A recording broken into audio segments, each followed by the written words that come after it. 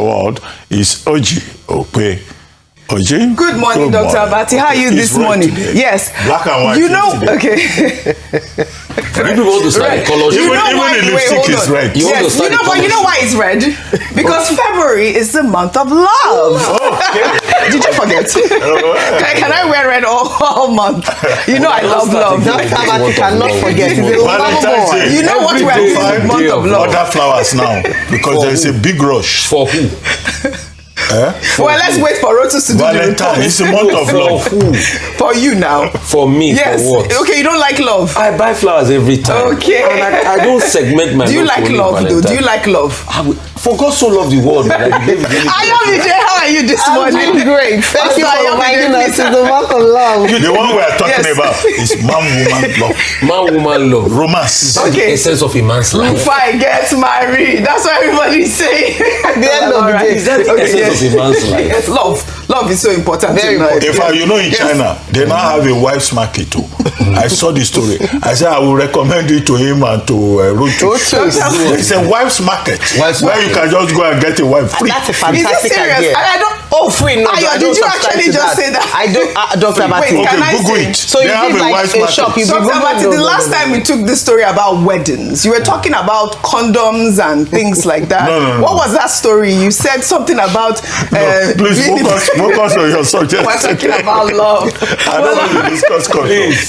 They are saying it as if marriage is a bed of roses. Be careful, oh. You can hear allegations against Bill Gates that he was going to give antibiotics. Anyway, he's denied it. I was going to give antibiotics at the back after Russian guests. That's marriage. Not the model of marriage. Be careful, oh. Okay. Don't let them deceive you. At the end of the day, love is a beautiful thing. Well, all right. Well, good morning to you, viewers. Let's begin. What's trending? With a disturbing development from the presidency following a controversial statement made by Presidential Adviser Bayo Onanuga, who called for vandals to be shot on sight, sparking widespread outrage on social media. The statement came in response to viral footage showing the reconstruction efforts of the Ibadan-Ilesa Federal Highway after vandals cut and removed shoulder roads at the construction site. Well, in the video posted on Friday, officials from the Federal Ministry of Works expressed frustration, calling out individuals destroying work being done by the federal government. Let's take a look. All these vandals, they cut part of it, they remove the one they could remove. There are some, let me come closer. See, now they will use hacksaw to cut the one that is very solid, very solid that they cannot remove.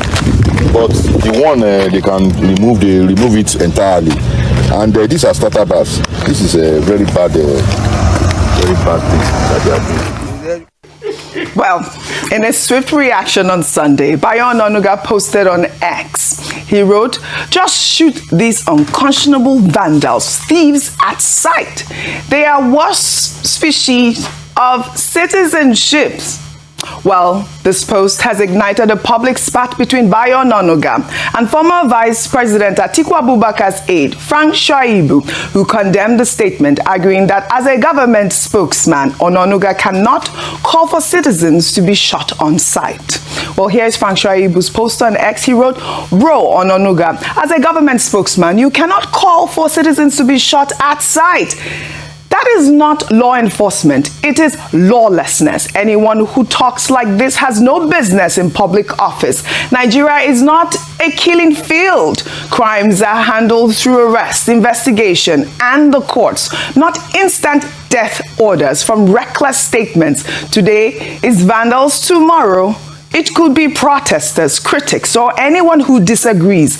Honestly, this is worrying. I just hope you haven't joined the smoking gang." Well, Dr. Abati, later on that Sunday night, Shaibu, critiqued Onanuga's phrasing of, shoot at sight instead of shoot on sight, prompting Onanuga to fire back, calling Shaibu a foolish boy, insisting both usages are correct. I mean, we are now moving into grammatical debate in this sort of conversation. But the main issue here is a government spokesperson calling for vandals to be shot at sight or shoot on sight. I mean, it's really, really worrying, Dr. Abati. Okay. Well, I think shoot on sight is the correct expression, because you use British expression here in Nigeria, not American. Not American. So it's shoot on sight. Correct saying it's shoot on sight. However, who are you to do that? However, the basic thing to note is that to say people should be shot on sight amounts to recommending extrajudicial killing, or recommending jungle justice, and there's nowhere in our jurisdiction that is allowed. If a man commits a crime, there's something called due process. Correct. He's taken through due process. But Nigerians will say even when you commit a crime, they take you to the police station, from police station to court. The justice administration's process is likely to fail. So many Nigerians have now resorted to extrajudicial killing and jungle justice, so that when they catch somebody, including one chance people, I think some of them were caught in Abuja the other day. People just took the laws into their hands. So I think it is wrong to recommend that people should take the laws into their hands. We must always have respect for due process, so that we don't give oxygen to policemen who are always trigger happy and we think that they can just engage in summary execution. So I'm sure Mr. Onanuga, he will probably not make that kind of mistake again. He's talking about infrastructure vandals. Now, it's very unfortunate that in this country, when government is trying to help Nigerians, they don't want to help themselves. Look at Third Mainland Bridge, where they've done some video monitoring thing, and former governor, now Minister Umahi, and his team have done a lot to. People go there to go and steal things. Now, it's so frustrating. Some people will just say, look, just shoot these people. You will be the red line in Nigeria. Nigerians want to understand that it's for their own benefit. They will go there and uproot the red lines. They will say they want to go and use it to make spoons.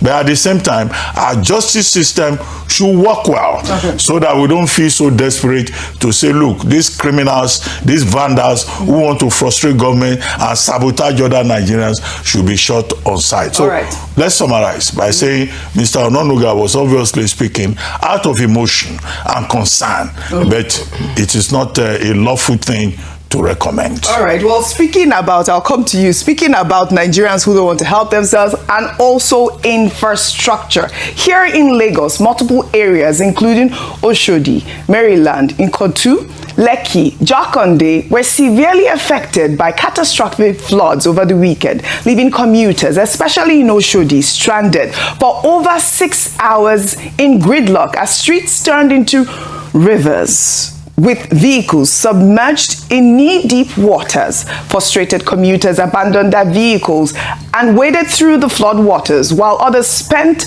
the entire day trapped in traffic. Let's take a look.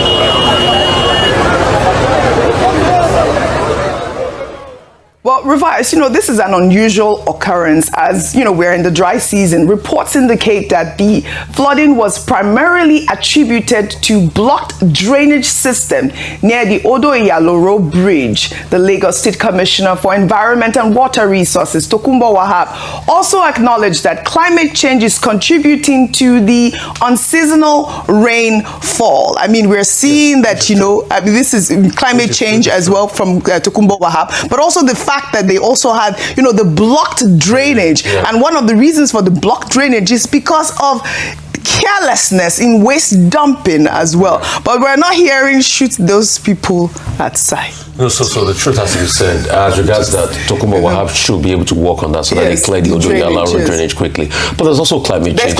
It rained overnight in February, and you're wondering what is happening. It rained in January. It rained last night. It rained last night. Yes. So the truth has to be said. Climate change is a big deal. And so for all those climate change skeptics, let us fix it. Let us be true to ourselves. Yes. Dr. Abati, Bayo Onanuga will repeat it again. It has become a pattern to make very unguarded statement by Bayo Onanuga. Let me read one of the statements Bayo Onanuga made 2023 elections. Mr. Bayo Onanuga, please. Mr. Bayo Onanuga, whatever. Bayo Onanuga, Uncle Bayo Onanuga, Daddy Bayo Onanuga. Let 2023 be the last time that the Igbos will interfere in Lagos politics. Oh, I remember that. He never apologized for this message. Oh, he didn't delete this post either. He will not delete it now. He went ahead to call... You're calling for extrajudicial killing. Yeah, he went ahead to call Phrank Shaibu a foolish boy. He will never apologize. Has he not called me names when you tackle him? So that's the way he behaves. Yes, we know the vandals are doing wrong. Yeah. We encourage them not to do it. But let me now also press the argument further. But Bayo Onanuga is correct. Is that not how they kill people extrajudicially in this country? Do they kill people and account for? Have they accounted for the people that died during EndSARS still today? Is it not gaslighting that followed it? The people during the protests with the Nigerians did, people that were shot during the protest, have they accounted for those lives? Do lives matter in Nigeria? Why are we deceiving ourselves? But I don't blame Bayo Onanuga when the government spoke and said, go and shoot them aside. I'm sure it's probably thought of it that it happens in Nigeria. There are many people that are just killed like that.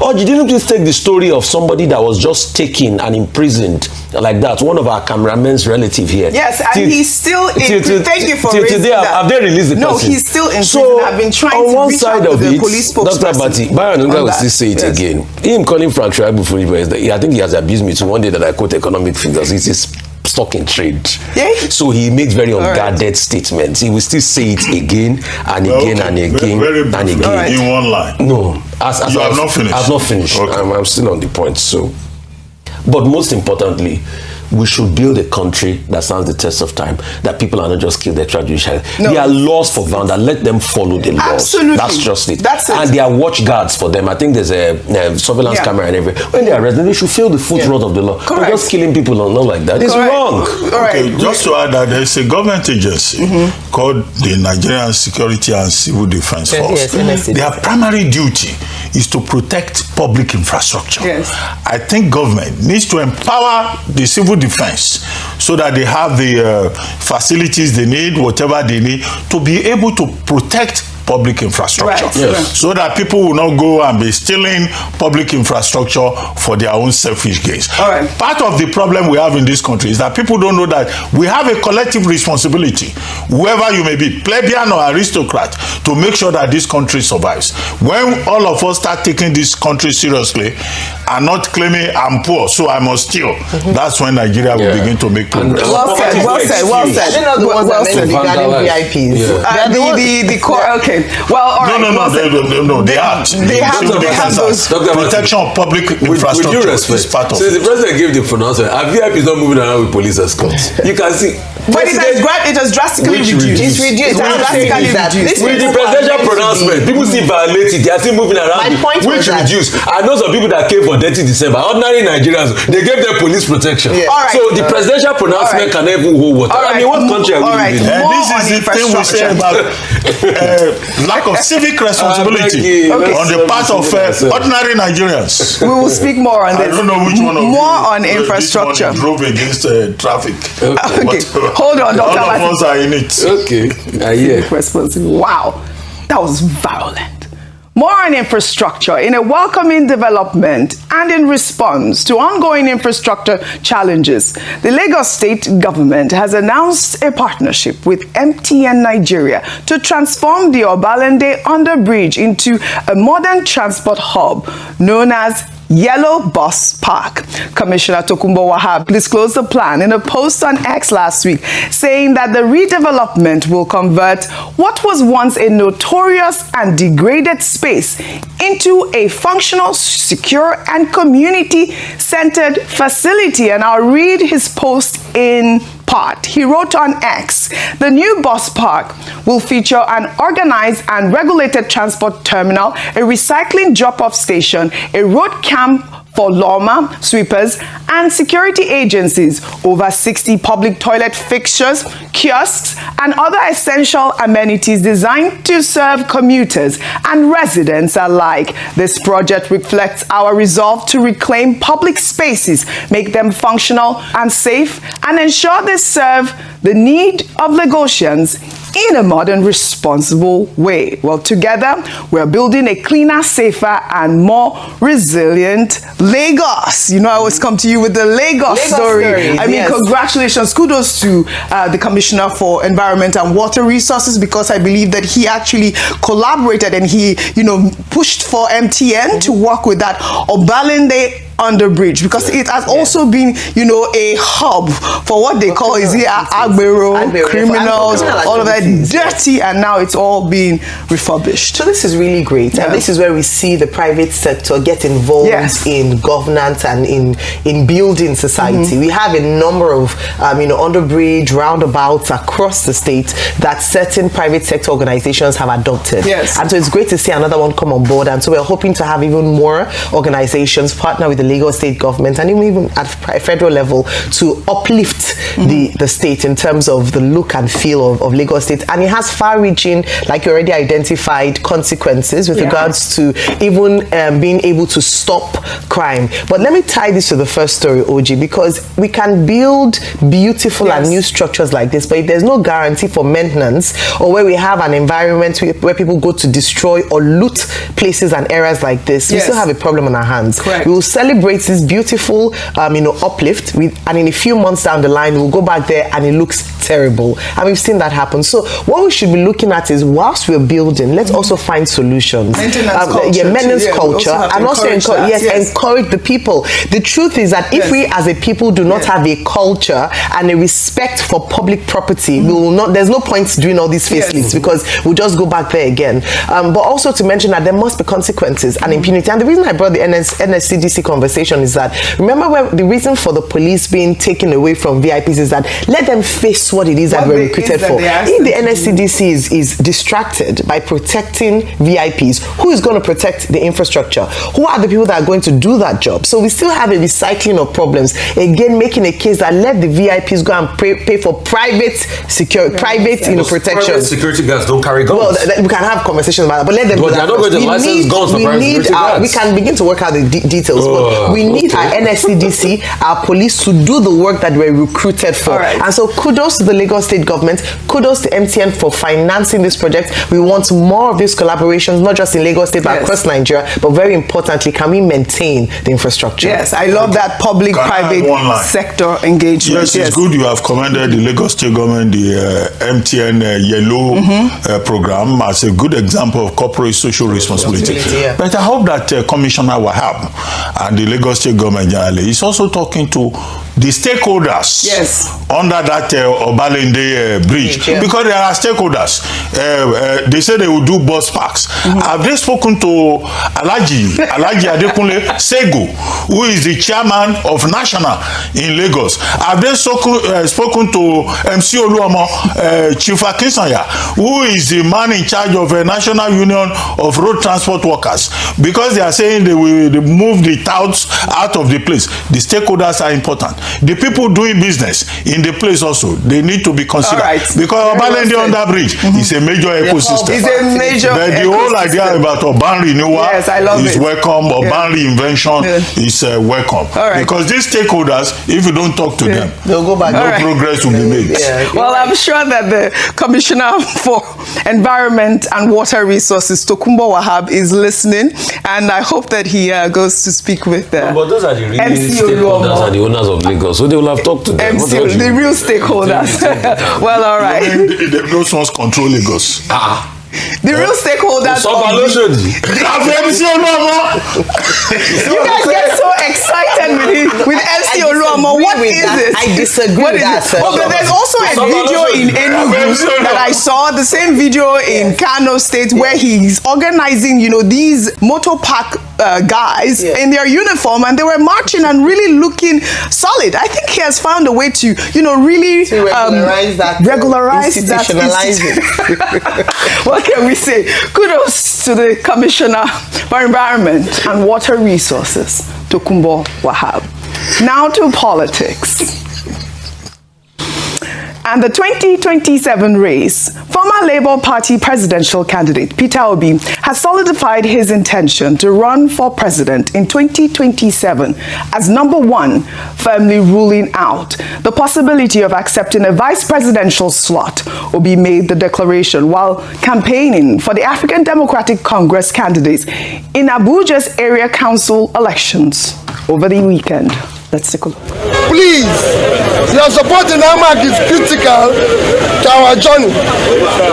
I am involved. I'm contesting the next election, and I'm contesting as a number one.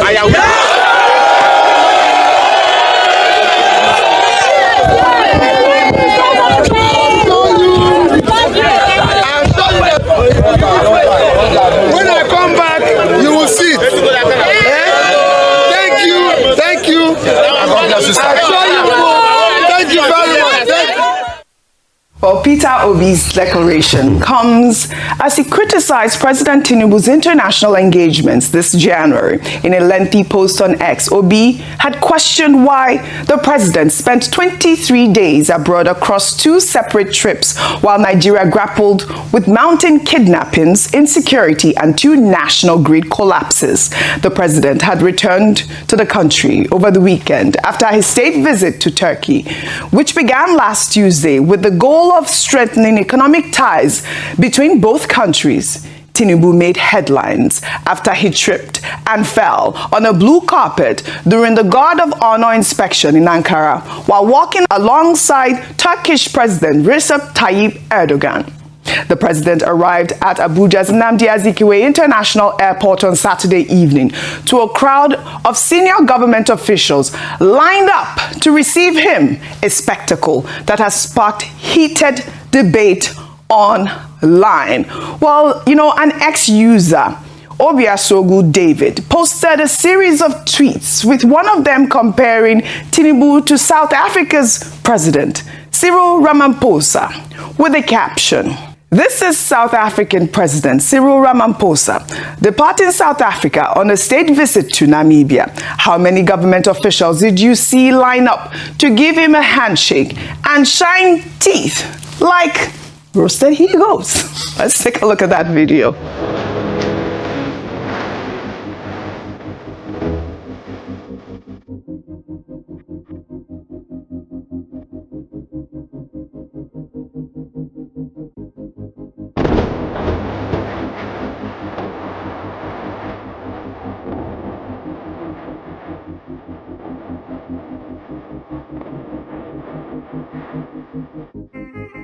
All right. I mean, people have drawn, sharp comparisons between presidents traveling and walking down from their aircrafts, including one of this video from President Donald Trump. If you can look at that video, this is a recent trip from Donald Trump, and he was, just coming down and with no special aid, no special envoy, no governors, shining teeth like the other ex-user had alluded to at this point. But, this is really a big issue at this moment.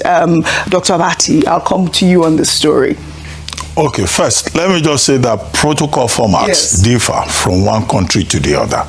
What they do in other countries is not what they do in other countries. So every country has its own format. However, what we have in Nigeria is what is called the Kabiyesi syndrome. Our leaders in political positions, they've also inherited this idea that if you are a leader, either you are a governor, even a local government chairman, something as ordinary as even ordinary councillor, You are considered a traditional ruler. You have the first-class rulers in government. You have the third-class rulers, and you have the bales within the traditional hierarchy. And all of them, they just like to be, worshipped. So it's a cultural thing. And then, of course, our people, politicians, political appointees, they add to it by doing a lot of eye service. People who should stay in their offices and be doing serious work, they will follow the president to the airport. They will receive him when he arrives. They will leave the work. In fact, somebody should do a study. It will be a good master's student thesis to find out how much time is devoted to psychophancy, just going to say, Kabiyesi, at every time. In fact, do you know that some Nigerian governors, they leave their states? If it is a 3-day trip by the president, they will see him off. Yes. They will wait for him to return, for them to be seen, and then they will receive him again, and then shortchanging their people. In fact, I've seen an artist make like a huge monument of the governors doing with the handshake. So, but I think it's also the personal choice of the president. Another president can just say, look, I don't want this crowd. You people stay in your offices. Exactly. When I return, I just come back. You can come and see me in the residence. Not for them to use petrol that we, the long-suffering people of Nigeria, bought with our money to go to the airport and back just to say, welcome, sir. No. It's a Kabiyesi syndrome that should be addressed. Absolutely. Well, you know what? Staying on Nigerian news abroad, the Nigerian High Commission in South Africa on Monday settled its outstanding utility debt after the city of Tshwane disconnected its electricity supply.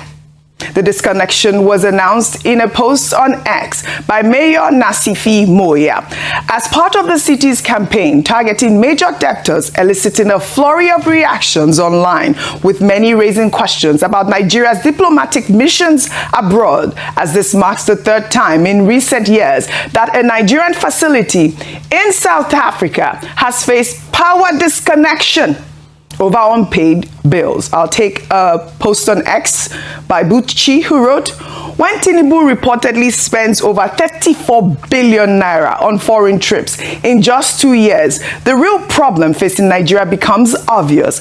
It's not that the country lacks funds. It's that those in power choose to put personal comfort first. Public resources are drained through reckless spending, while every sector of national life continues to deteriorate. I mean, this tweet follows a new Punch investigation report, which revealed that the presidency spent at least 34 billion on foreign exchange purchases for international trips over a 2-year period from 2024 to 2025. The report, which reviewed Nigeria's public payments portal, GovSpend.com, found the transaction included foreign currencies for official trips, flight operations, ESTA codes, and logistics for top officials, international engagements, while the presidential air fleet accounted for several multi-billion naira transactions on certain days alone. Rufai, we're seeing this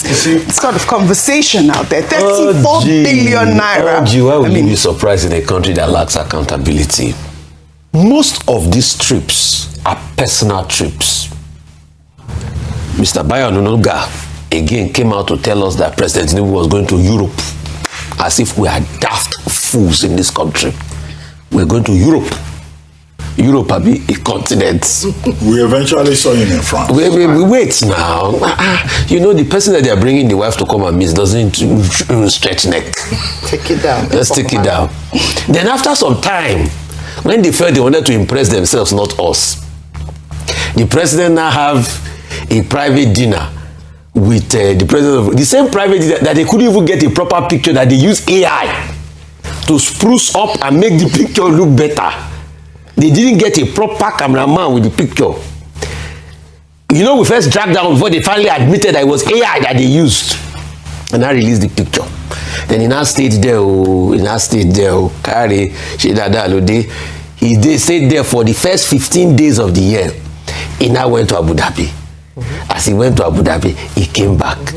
8 days later, he went again. In the month of January, just 8 days. 15 days out. The question Nigerians have not asked is, what did he go and do? Is it 15 days out? Peter Obi said it was 23 days out. No, 8 days. He only spent 8 days in Nigeria. The first 15 days, yes, and the remaining days. Yes, so they said in a total tomorrow, 23 days. Yeah? He spent our money. He spent our forex. He spent our fuel. And that plane, very big, Airbus. They drink fuel. He spent all of our fuel. He paid parking charges with our money for a private holiday. What did he go do? I'm sure they took the picture so that they will say, hey, you are talking to the president of Rwanda, investment, working trip. That's what they would. What is he always going to do in France? At least we have a right to ask taxpayer, how will they pay South African consulate money? Where most of the money is being used to run the president, 34 billion. I made the calculation, Oji. 34 billion will build close to 300 schools. Right. More, basic level schools. Close to 300 schools. That's what the president, he has just burnt it. He can't account for it. Okay. All right. So we are asking, what country do we want? If we say all of this now, the next Bayo Onanuga will come. He will tweet, foolish boy. Foolish boy. Yeah. I want to say something quickly on the South African story. On just to give a context. Anyway, we paid the money back. Yeah, yes, we have. They've restored power. It's a shame. And the truth is that you can't give what you don't have. This is what we're used to doing here. Recall that even government agencies were owing local discos such that they put out a circular. But what we do here is that we silence them rather than pay up our debts. And that's something we couldn't do in SA. But to give a context to this so that people don't feel like money was released and they didn't pay for the bill. I was speaking to a retired ambassador, and she was talking about the difficulties that they face in stations abroad, that they're not well funded. Yes, sir. Usually when money is released, it will take a while for the money to be released, and it's paid in naira, not in dollars. And inflation figures or even the rate affects it. And so a lot of them sometimes even out of pocket pay for some of the expenses abroad. So just to put it that it's not because those that were in South Africa ate the money. No. Sometimes it's that they are grossly underfunded. Right. Hence we see this kind of national embarrassment. Right. But thankfully it's been rectified. Yeah, but it's good that we're seeing the opposition, like Peter Obi, criticize, even call out these sort of action. And it's good that we have, the website govspend.com. We have to continue to hold the government to account. Well, let's head over to Kaduna State now, where dignitaries, including Vice President Kashim Shettima, World Trade Organization Director General Dr. Ngozi Okonjo-Iweala, and former Archbishop of Canterbury, Justin Welby, were all in the state over the weekend commissioning projects and praising Governor Uba Sani's administration. The Vice President officially commissioned the Tudumbiri Resettlement Scheme, featuring 133 housing units, educational facilities, and modern infrastructure for victims of a 2023 military drone strike that killed over 100 people during a Prophet Muhammad birthday celebration.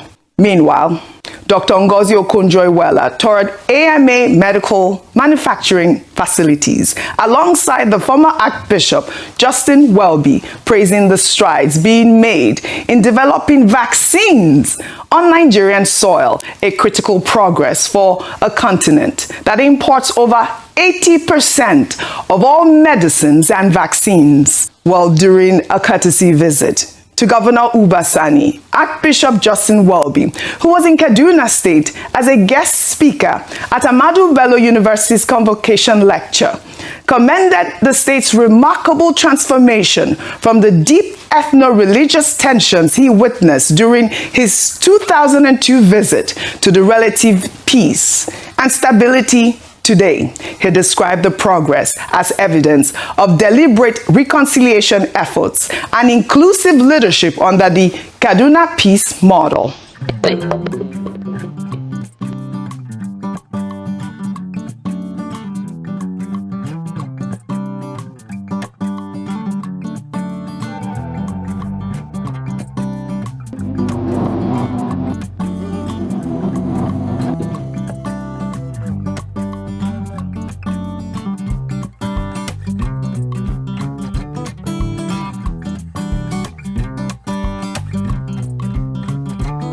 Well, all three dignitaries praised Governor Uba Sani's commitment to peace, healthcare, infrastructure, and inclusive governance. Congratulations to Kaduna State, and Governor Uba Sani on these achievements.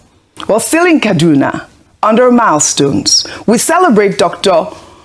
Okonjo-Iweala, the Director General of the World Trade Organization, who was honored with a Doctor of Science honoris causa by Ahmadu Bello University, Zaria, at the institution's 45th convocation ceremony on Saturday.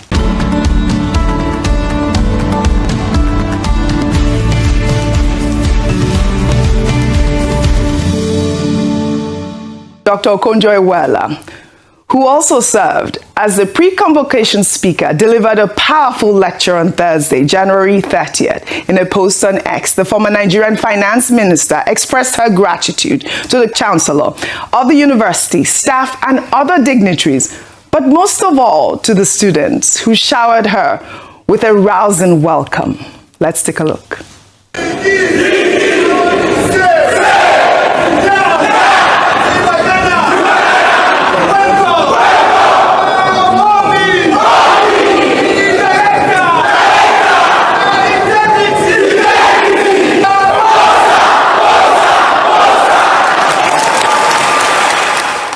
Wow, congratulations to Dr. Okonjo-Iweala on this well-deserved honor.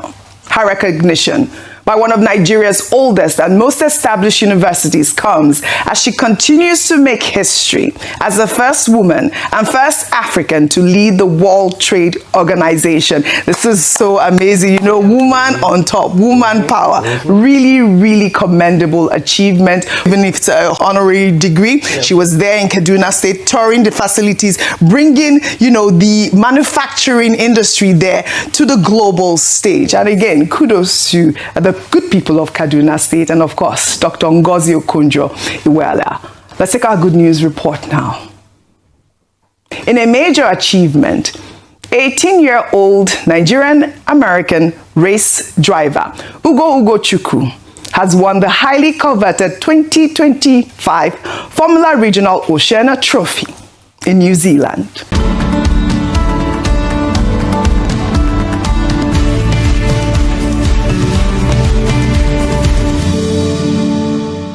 Yeah, the Regional Oceania Trophy is a world-renowned race that gives young drivers from around the world an opportunity to gain experience and hone their craft while regions in the Northern Hemisphere go through winter.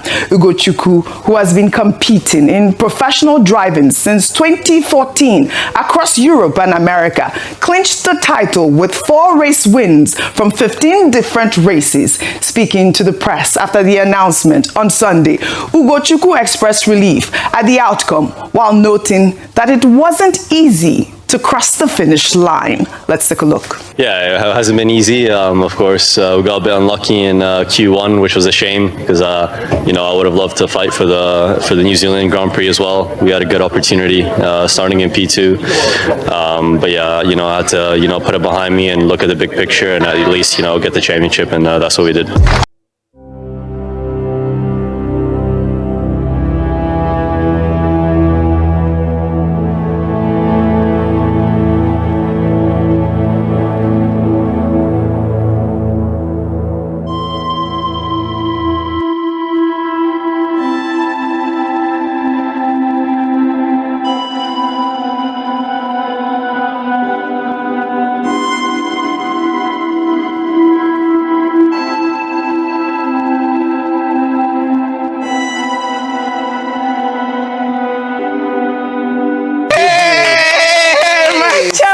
My champion, our baby, yes, he's my baby.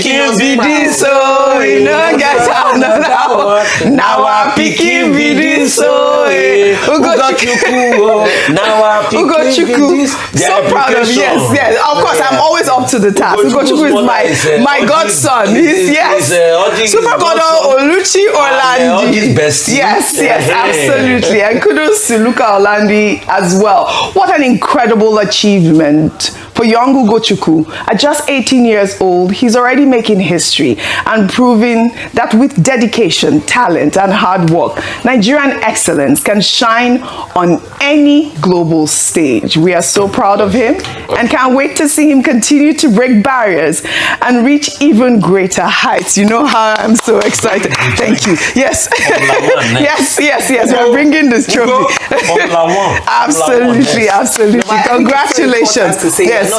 He also will be a model and inspiration to other young Nigerians. And this is how young people can actually make the name of Nigeria really great on the global stage. Absolutely. So we salute that. We're celebrating, Dr. Ngozi Okonjo-Iweala on one hand, also celebrating him as well on the other hand for taking us on the global stage on a good life. Just be careful with this claim that Nigerian, this and that. Yes, he's our son. He's American Nigerian. He's American, Italian, Nigerian. He's also Italian as well. Okay. All right. But the thing is that Nigeria is very quick to claim people when they do well abroad. He is identified as an American talent. But he's our Igbo son. He's our Nigerian son. But if he were in Nigeria, without his height, will he have been able to do regular formula or formula original? They would have been calling him Baba Giga in the neighborhood. They will say, with this your height. All right. Nigeria, where will he do formula? You were the one celebrating Shabuzi. No, that one is music. We want to see formula racing too along Lagos Calabar. It's an inspiration. Other young Nigerians will see him and say, because Ugochukwu did it. In any case, let us groom talents at home. Let us not wait for people to groom our talents for us, and then we say, his mother is from my village. His father is a cousin to my grandfather.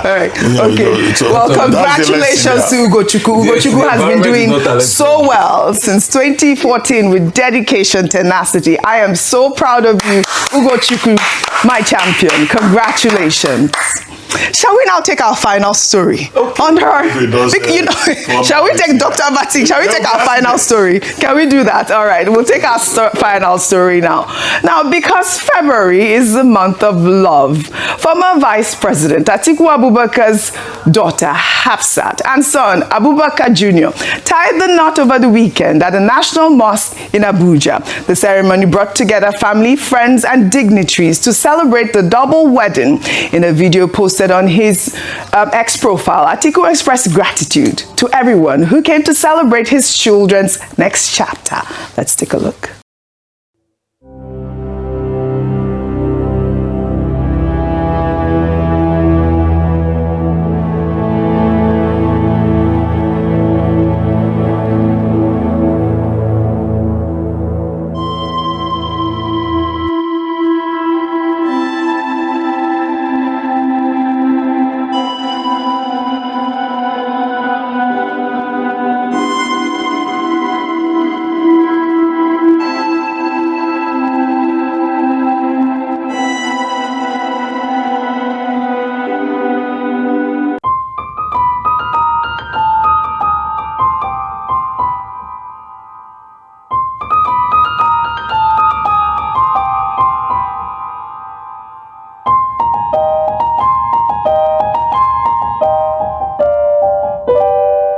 Like I said, I love weddings. Congratulations. 2 children in one day. I thought that was so beautiful to see. Season of weddings this February. Are you putting your wedding in February? All right. Well, all right.